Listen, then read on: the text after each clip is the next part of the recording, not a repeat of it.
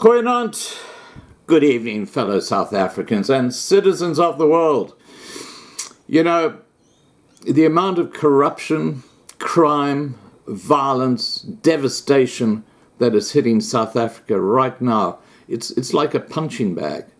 And it's largely affecting the minority groups and, of course, the whites in South Africa. So our thoughts and our prayers need to be with the minority groups. And obviously in places like Durban, where there's this flooding and parts of KwaZulu-Natal, we need to pray for everybody in that part of the country. But the devastation and these attacks against the whites are quite extraordinary. I got this report from Cheetah, who says that where I live, we have several community groups reporting on traffic, local crime, etc.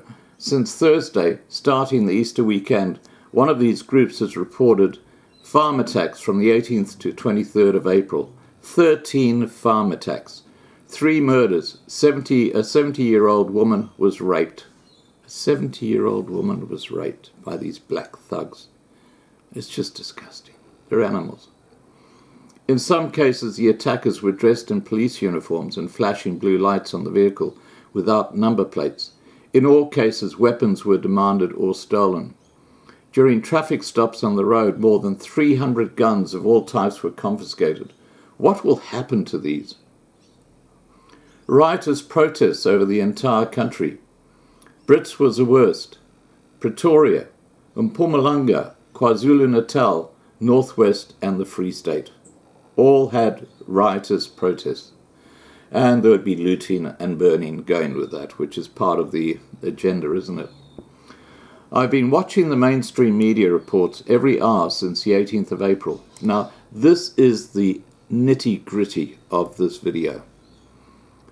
I've been watching the mainstream media reports every news hour since the 18th of April, and none of these events were ever mentioned. Our news is all about what happens in Ethiopia, Egypt, and in other countries. You know, that is where the huge issue in South Africa is. And because they're not reporting it, other news networks aren't reporting it. The only place you can read about the crime that is happening right now in South Africa is on YouTube. And that is sad. It's a disgrace. I mean, the SABC is a complete fake news network run by the ANC. And, you know, Enco certainly gives more reporting, but apparently they haven't covered this stuff either, which is tragic. They should be covering this stuff. Now, Cheetah goes on to talk about corruption. And some very interesting points here, because that's one of the 3 tranches I talked about, which are destroying South Africa. During 2003 to 2008, I was involved with RDP housing in the Free State and in weekly contact with the high-ranking officials in the provincial government and one Ace Magashula. Yeah, that horribly corrupt man. I now only realize how the Honourable Ace feathered his nest without leaving any trace of his actions. Now I know what role some of these so-called NGOs played and still play in aiding corruption. The President has recently announced how corruption in tendering is being stopped by using a fully electronic system in which it is impossible to award tenders that do not comply in quality and price.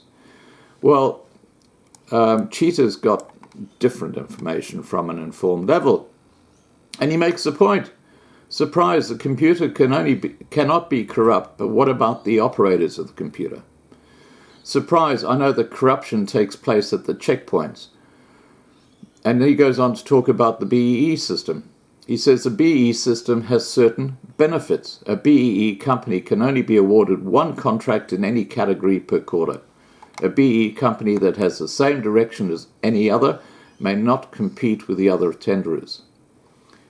I'm aware of some BEE companies which have 5 bites of the cherry with every tender submitted. I'll be sending you some photos of these events. Okay, now, as he points out, if you got someone corrupt actually doing the computer work, they can get around anything. And that's what they're doing. So corruption continues unabated. And while that's all happening, we've got these devastating farm attacks that are just increasing in pace right now. And I think what's happening is the black population are just getting more and more criminally involved. I mean, it's just the country is turning into a complete basket case.